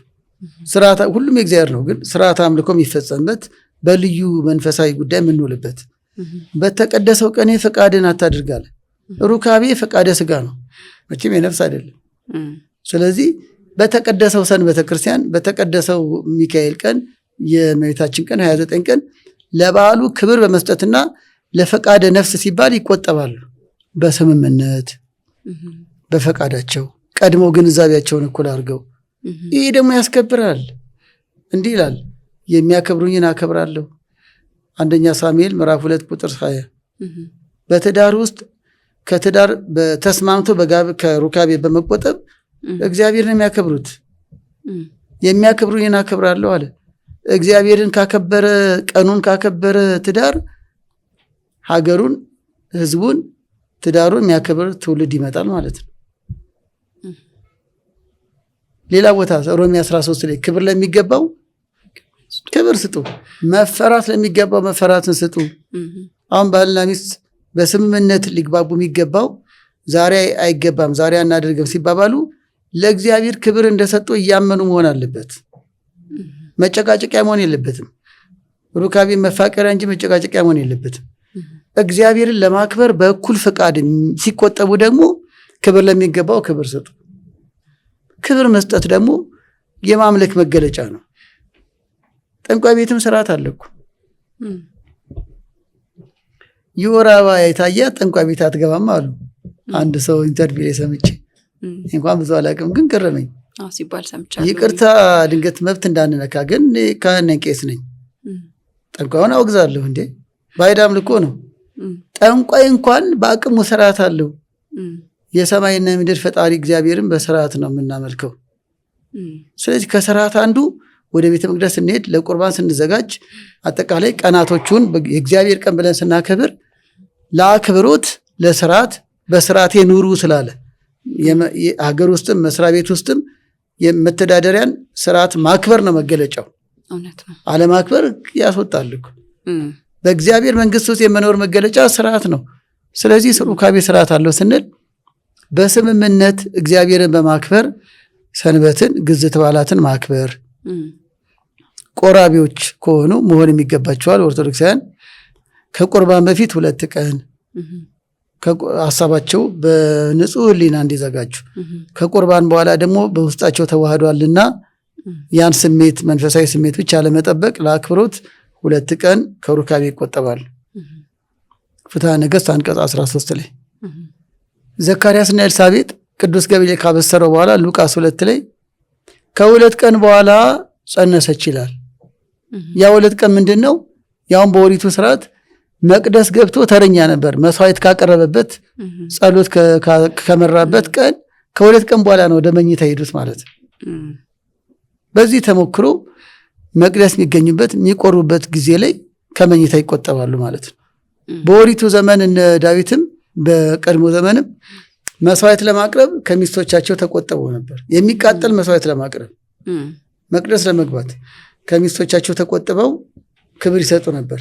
በአዲስ ኪዳን ደግሞ ታቦቱ የስጋው ደግሞ አማና የስጋ ደም ባለበት ለአክብሮት ለምንቀበለው ስጋና ደም ክብርና ቅድስና ከጋብቻ በፊት 2 ቀን ከቁርባን በፊት 2 ቀን ከቁርባን በኋላ 2 ቀን ይቆጠባሉ። እንደዚህ ስለዚህ በዓላት የቁርባን ጊዜ ነፍሰ ጡርነት አይበረታታም። ነፍሰ ጡርና ጽንስ ይዛ ሩካቤ እንዲፈጸም አይመከርም ከታወቀ ጊዜ ጀምሮ። ሌላው ከዚሁ ጋር አያይዘን አጽዋማት ላይ ነጠቅሽ። ጾም ፈቃደ ነፍስ ነው። ጾም ከጥሉላት ምግብ ምንቆጠብበት ነው። በተቻለ መጠን እንደ አንቀጽ 15 ፍትሐ ነገሥት አስተምሮ እንኳን አይደለም ሩካቤ ዓይን ይጾም፣ እግር ይጾም፣ እጅ ይጾም ይላል እኮ። ስለዚህ ጾም መቆጠብ ነው፣ ፈቃደ ነፍስ ነው። ሩካቤ ደግሞ ፈቃደ ስጋ ነው። ከቻሉና ከበረቱ ሊበረቱም ይገባል። በእግዚአብሔር ኃይል በአጽዋማት ጊዜ ሊቆጠቡ ይገባል። ቅዱስ ጳውሎስ ምን አለ?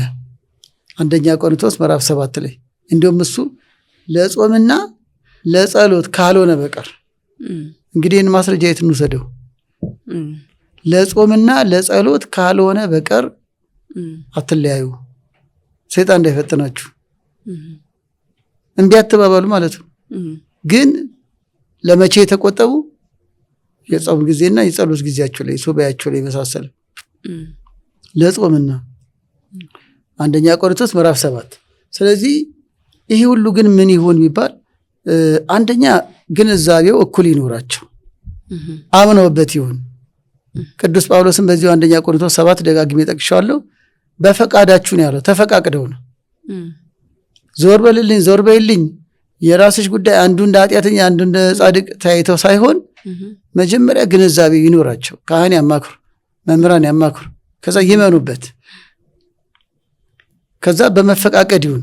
ዛሬ ሰንበት ነው ካለችው ጠልተው አይደለም። ለእግዚአብሔር ክብር እንስጥ፣ ግድ የለም ነገም ይቀጥላል፣ ህይወት ይቀጥላል፣ ለዛሬን ለእግዚአብሔር ክብር እንስጥ እያለች ነው። ይህ የሚያኮራርፍ የሚያጣላ መሆን የለበትም። ለእግዚአብሔር የመታመኗ መገለጫ ነው። እሱም እንደዛው አይ ዛሬ ባለ ወልድ ናቸው፣ ዛሬ አብይ በዓል ነው፣ ሌሊት ቤተክርስቲያን መሄድ አለብን እንጠንቀቅ ካለ እግዚአብሔር የማክበር መገለጫ ነው። መታደል ነው እግዚአብሔር የሚፈራ ባል ማግኘት። ስለዚህ መጀመሪያ ግንዛቤ ይኖራቸው፣ ዓላማውን ይረዱት። ከዛ በመፈቃቀድ ይሁን ነው፣ በመፈቃቀድ ይሁን። ከዚሁ ጋር አያይዘን ከአቅማቸው በላይ የሆኑ ጉዳዮች ሲኖሩ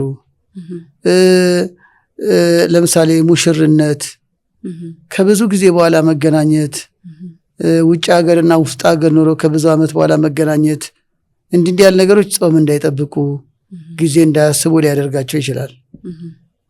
እንዲህ አይነት ስፔሻል ኬዝን በለው። አንዳንዴም ደግሞ ዓላማው ገብቷቸዋል፣ ተረድተዋል፣ ግን አቅም ማነስ፣ የመንፈሳዊ አቅማችን ይለያያል። አቅም ማነስ፣ መታገስ አለመቻል፣ ያን ያህል የጾም ጊዜ መቆየት አለመቻል፣ እንደዚህ ሲገጥም ንስሐ አባታቸውን ያማክሩ። በአደባባይ እንደፈለጋችሁ ማለት አንችልም። ጾም ነው። ግን ለምሳሌ አሁን ታማሚ ሰው መድኃኒት ሚውጥ ከሆነ ህመሙ እስኪሻለው በልቶ መድኃኒት ሊውጥ ይችላል። ቤተክርስቲያን ሸክም ማቅለያ እንጂ ሸክም መጫኛ አይደለች።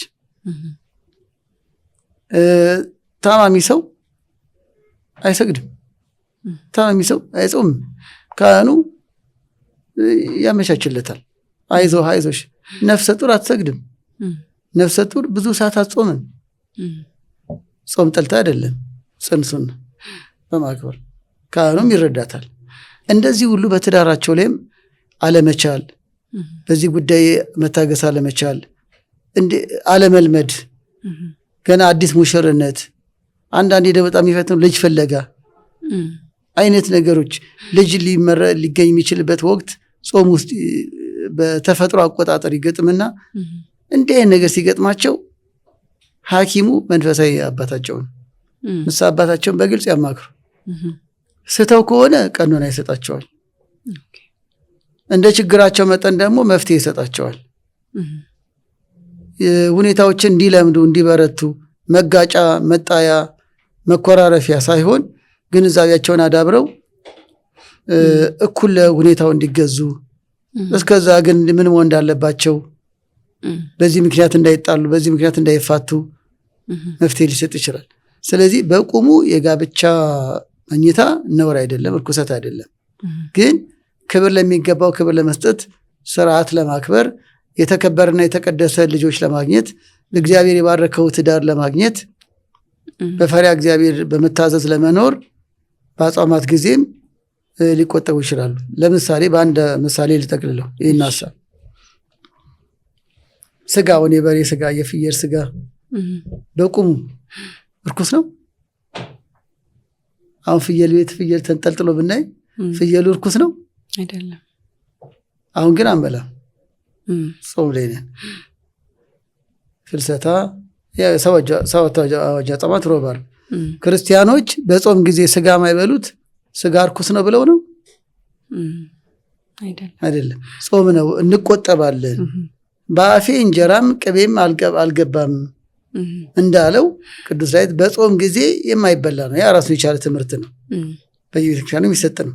በጾም ጊዜ ጥሉላት ምግብ አልጠቀምም።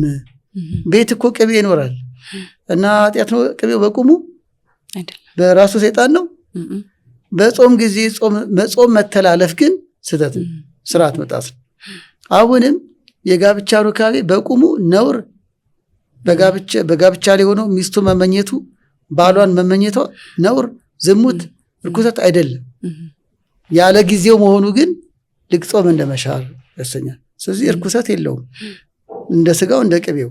ወቅቱ ግን መቆጠብ ነው መከልከል ነው በሚል በስምምነት በመግባባት በፈቃደኝነት ዓላማውን በመረዳት የሚለው ግን ይሰመርበት። ከአቅም በላይ ሲሆን ካህን ማማከር። አንድ ነገር ጨምረሽ ነበር መጨረሻ መሰለኝ የቪዲዮ በጣም ይገጥማል። አንዳንድ ብዙ ጊዜ በባሎች ሊወራ ይችላል፣ ሚስቶችም ሊገጥም ይችላል። ሶሻል ሚዲያው ማያሳየው ነገር የለም ካልቆጠብ ነው። ስለዚህም ብዙ አይነት የሩካቤ አይነቶች፣ የባልና ሚስት ግንኙነት አይነቶች፣ የወንድና ሴት ግንኙነት አይነቶች ይመለከታሉ። በዚህ መሰረት አንደኛ ቪዲዮ ላይ በተመለከትኩት አይነት እናድርግ ብለው ጥያቄ ያቀርባሉ። ሁለተኛ ራሱ ቪዲዮውን እያየ እናድርግ። ይህ ሁለቱም አይበረታታም። ባል ቪዲዮውን እከሊትን እያሰበ ሳይሆን ሚስቱን እያሰበ የሚስቱን ማንነት ፍቅር እያጣጣመ ነው በሩካቤ መኖር ያለበት። ቪዲዮ ላይ አንድ እንግሊዛዊትን እያሰበ ነው ከሚስቱ ጋር የሚተኛው። ይሄም አመንዘር ነው። በአካል ከሚስቱ ጋር ሆነ እንጂ በልቡ ግን አይቶ የተመኘ አመነዘረ ሌላ ጋር ነው። ይሄ ደግሞ ዋጋ ለመስጠትም ነው፣ ክብር ለመስጠትም ነው። እናም በቪዲዮ ላይ ያሉትን ወንድ በቪዲዮ ላይ ያለችውን ሴት እያሰበ ማድረግ ማለት ልክ እንደ ማስተርቤሽን እንደመሳሰለው ነውር ነው፣ ኃጢአት ነው። ሚስቱን እየወደደ እያፈቀረ ከእሷ ጋር ነው ሊያጣጥ የሚገባው፣ ሚስትም ከባሏ። ይሄ ነው። ከዚሁ ጋር አያይዘን ከተፈጥሮ ውጭ እንዲሆንም ደግሞ አይበረታታም እንደ ቤተክርስቲያን አስተምሮ። ይህን እንግዲህ ብዙ በዓለማዊ እሳቤ ማይቀበሉ ሊኖሩ ይችላሉ። በነገራችን ላይ ለሰው ከምናደላ ለእግዚአብሔር እናድላ ነው። እውነትን የእግዚአብሔርን ሕግ ማስከበር መንፈሳዊ ግዴታችን ነው። ዓለም ሁሉ አብዷልና እንበድ አንልም። ሰው ሁሉ ስለተሳሳተ እኮ እውነት አይቀርም።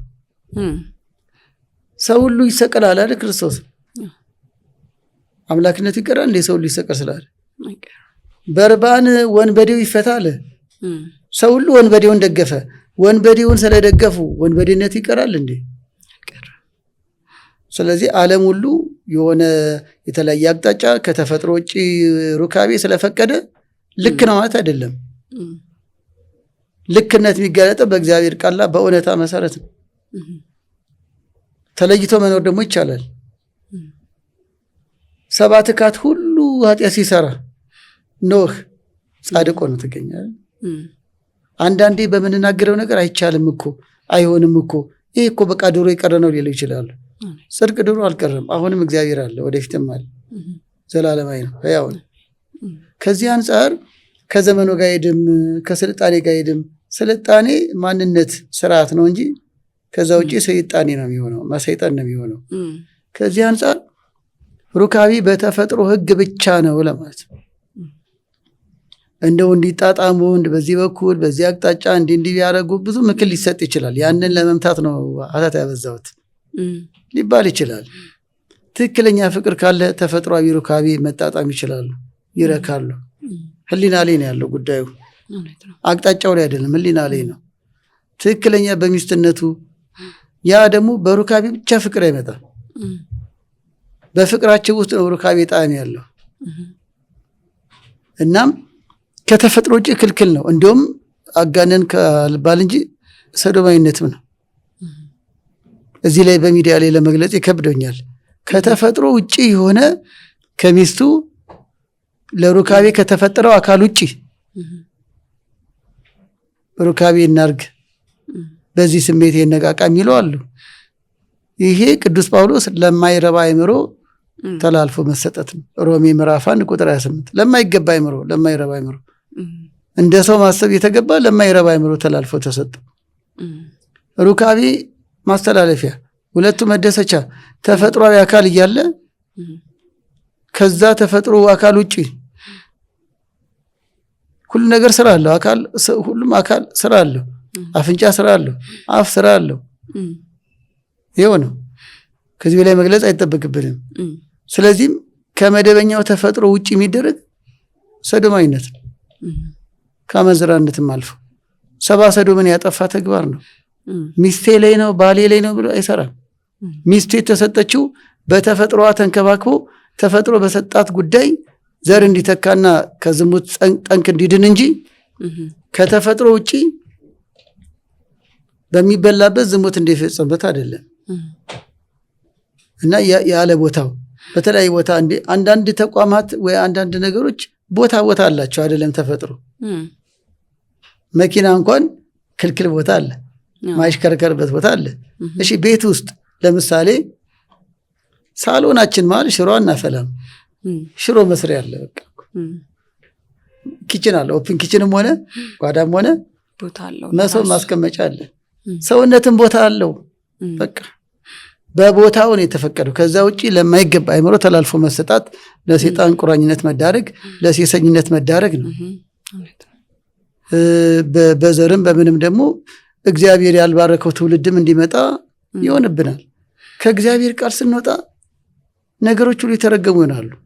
በዚህ ልቋጫው እንዲሁ በእግዚአብሔር ቃል ስንኖር ደግሞ ነገሮች ሁሉ የተባረኩ ይሆናሉ። ዘዳግም 28 በጣም መወደው ጥቅስ ነው። የእግዚአብሔር ቃል ነው።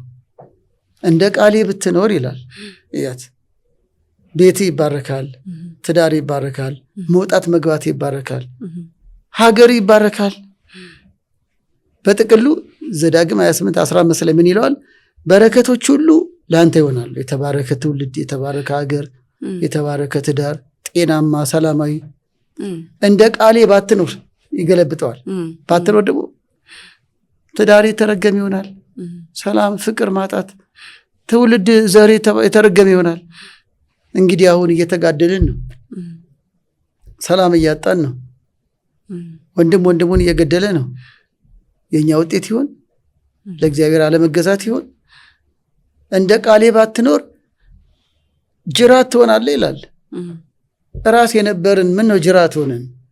ምን ነው የዳህዳ ሆነን? አንዳንዴ ምን ነው ክብራችን ወረደ? እንደ እግዚአብሔር ቃል እየኖረን አይደለም። እኛም ያምርብን ኢትዮጵያ እጆቿን ወደ እግዚአብሔር ታደርሳለች። በእግዚአብሔር አልታመን ስንል ሀገር ፍቅር፣ አንድነት፣ መዋደድ የመሳሰለው ሲጠፋ እንደ እግዚአብሔር ቃል አልኖር ስንል መጋደል፣ ጠብ፣ ወንድሙን ገድሎ ሰልፍ የሚነሳ አፈራን። እኛ አብርሃምን ሳንሆን ይስሐቅ ከየት ይምጣ? እኛ ዘካርያስን ሳንሆን ዮሐንስ ከየት ይምጣ? ከእሾህ መልካም ፍሬ ይገኛል። ስለዚህም በየትኛው መንገድ ትዳርን ማክበር፣ በእግዚአብሔር ቃል መኖር ለሀገርም ለሌላም መልካምና የተቀደሰ ለራስም ደስተኛ ሆነን ደስተኛ ቤተሰብ ለማፍራት ምክንያት ነው። ከእግዚአብሔር ቃል ውጭ መኖር ደግሞ በሩካቤ አንጻር የምንበለው በተለያየ አኗኗር የምንበለው ከእግዚአብሔር ቃል ውጭ መኖር ደግሞ እኛም መርገም ስትወጣ ስትገባ መርገም ያገኛል ይላል። ደስታ ማጣት እኮ መርገም። ገንዘብ እያለ ደስታን ያጠዋል። ገንዘብ ብቻውን ደስታ ያመጣም። የሁሉ ሐኪም ቤት እያለ ጤናም እናጣለን። እንበላለን አንጠግብም፣ እንተኛለን እንቅልፍ የለም። የእግዚአብሔር ጸጋ ከእናንተ ርቋልና ሐጌ ምዕራፍ 1 ላይ ቆሎ እየበሉ ጤነኞች ደግሞ አሉ። ድንጋይ ተንተርሰው ጤናማ እንቅልፍ ያላቸው አሉ። ለጤናማ እንቅልፍ እኮ ሞት ወል ብቻ አልጋ ብቻ አይደለም። ስም እንዳልጠራ ይቅርታ። ጤናማ ትዳርና ጤናማ ስነ ልቦና። ያዕቆብ ድንጋይ ተንተርሶ ነው ራእይ የተመለከተው አይደል? እኔ ምን ይመስል አልጋ አለኝ ራእይ አይቼ አላውቅም ኃጢአቴ። ያዕቆብ ድንጋይ ተንተርሶ መሰላል ተመለከተ። ታድሎ ድንጋይ ምን እያልኩ ነው? በማያመች አኗኗር ውስጥ ሰላማዊ ህይወት መኖር ይቻላል። ግን ብዙዎች እግዚአብሔር ይመስገን በተመቸ ኑሮ ውስጥ ግን ሰላም አጥተናል። በጥሩ ደሞዝ ውስጥ እርካታ አጥተናል። በረከት ርቆናል ማለት። በረከት ማለት ደስታ፣ የህሊና እርካታ፣ በትንሽ ነገር ማመስገን፣ በልጆች መባረክ። የገንዘብ ብዛት የልጅ መብዛት አይደለም። ስኬታማ መሆን፣ የህሊና ደስታ፣ ሰላማዊ ሚስት፣ ሰላማዊ ባል አግኝቶ መኖር፣ በባል መደሰት፣ በሚስት መደሰት በረከቴ ነው። ይሄን ለማግኘት ለእግዚአብሔር መገዛት ነው። ይሄን ያጣነው ደግሞ ከእግዚአብሔር መንገድ ፈቀቅ ስንል። እንደ ቃሌ ብትኖር ትባረካለህ፣ እንደ ቃሌ ባትኖር መርገም ያገኛል። ሀገርም ትዳርም ልጅም ትውልድም ይባረከው እኛ እንደ እግዚአብሔር ቃል ስንኖር ነው። ዘካርያስ ኤልሳቤጥ እንደ እግዚአብሔር ቃል ኖሩ። ይስሐቅ ርብቃ እንደ እግዚአብሔር ቃል ኖሩ። ከ20 ዓመት በኋላ ልጅ ወለደች እኮ። ሁሉም ይመጣል ማለት ነው። ኢዮብ ያ ሁሉ መከራ አልፎ 10 ልጅ ድጋሚ ወለደ። ጤናው ተመለሰ። ጻድቅ ሆነ ጭራሽ። አብርሃም፣ ሳራ ብዙ ውጣ ውረድ አልፈዋል። ግን ሥላሴ እግዚአብሔር በድንኳኑ ተገለጠ። እግዚአብሔር ቤታችን እንዲገባ ቪላ ቤት አይጠበቅብንም። እንደ አብርሃም እንደ ሳራ ደግነት ነው። እግዚአብሔር የሚስበው የባልና ሚስቱ ደግነት እንጂ የባልና ሚስቱ ቪላ ቤት አይደለም። ቤታችን የሚገባው ብረት ቤት በር አይቶ አይደለም። እንደ ሰው ፍቅራችን አይቶ ነው። እግዚአብሔርን ወደኛ ቤት የሚስበው ቻናላችን ፍቅራችን ነው፣ በጎነታችን ነው። ሥላሴ በአብርሃም ድንኳን የተገለጡት ዘፍጥረት 18 ላይ አብርሃም አማኝ ነው፣ ሚስቱም ደግ ነች። ደግነት፣ አማኝነት፣ በተስፋ መኖር በድንኳናቸው ሥላሴን አስተናገዱ። ዛሬ እንኳን ሥላሴ ልናስተናግድ እንጃ። የሚመርቅ እንግዳም ቤታችን መምጣቱ እንጃ። ድሃ መጥቶ እግዚአብሔር ይስጥልኝ ማለቱም እንጃ። እንኳን ሥላሴ ፍቅር የለም፣ መግባባት የለም፣ አንድ መሆን የለም፣ ግልጽነት የለም። ለእግዚአብሔር ስንገዛ ግን እነዚህ ሁሉ ሀብታችን ይሆናል። ስለዚህም ኑሮ ማደጉ የመሳሰለው በጣም ጥሩ ነው። ግን ፍቅርም ሲያድግ ነው። ገንዘብ መሰብሰብ ጥሩ ነው፣ እግዚአብሔር ይመስገን። ለሀገር፣ ለወገን፣ ለትውልድ ሁሉ አስፈላጊ ነው። ግን ከገንዘብ በፊት ግንዛቤ የሚሰብሰብ ገንዘብ ግንዛቤን አልገዛ አለ። ግንዛቤን የሚያስገዛው መንፈሳዊነት ብቻ ነው። ግንዛቤ የሌለው ገንዘብ ደግሞ የመፋቻ፣ የመጣያ፣ የውሽማ ማብዣ፣ የማመንዘሪያ ምክንያት ነው የሚሆነው። ግንዛቤ ከገንዘብ ጋር ሲሆን ግን እንደ አብርሃም የተባረከ ሀብት ይሆናል። እንደ አቂላና እንደ ጵርስቅላ እነ ጳውሎስ የሚስተናገዱበት ቤት ይሆናል። እነ አጵሎስ ስለ እግዚአብሔር የሚመሰክሩበት ቤት ይሆናል። እንደ ቆርኔሌዎስ የእግዚአብሔር ቤት ይባላል። ያን የምናገኘው ደግሞ በመንፈሳዊ ሕይወት በእግዚአብሔር ቃል በመታዘዝ በምንመሰርተው በምናከብረው ጋብቻ ነው ማለት ነው። እውነት ነው። በዚህ ላውቅ እኔ እዚህ ላይ ምንም የምጨምረው ነገር የለኝም። በጣም ጥሩ አድርገው አጠቃለውልኛል። ላነሳቸው የፈለኳቸውን ነጥቦች ሰዎች ቢያዳምጧቸው ህይወታቸው ይሻሻላል፣ ሊለወጥበታል ያልኳቸውን ነገሮች ሁሉ አንስተውልኛል። በደንብ በዲቴል በደንብ ደስ በሚል ማብራሪያ።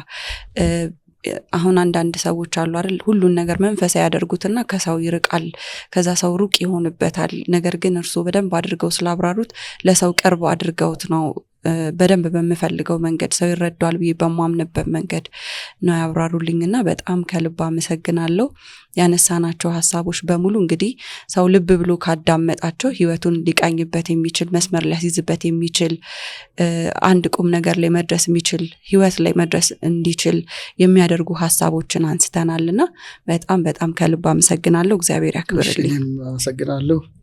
እግዚአብሔር ያክብርልን፣ እግዚአብሔር ይስጥልን፣ ይህንንም ሚዲያ ያስፋልን፣ የሚሰሙትም የሚያዳምጡትም የሚጠቀሙበት ያደርግልን፣ የሚድኑበት ያደርግልን፣ ትዳራቸውን በጽናት በፍቅር የሚኖሩበት ያደርግልን። እግዚአብሔር ይስጥልን። አሜን።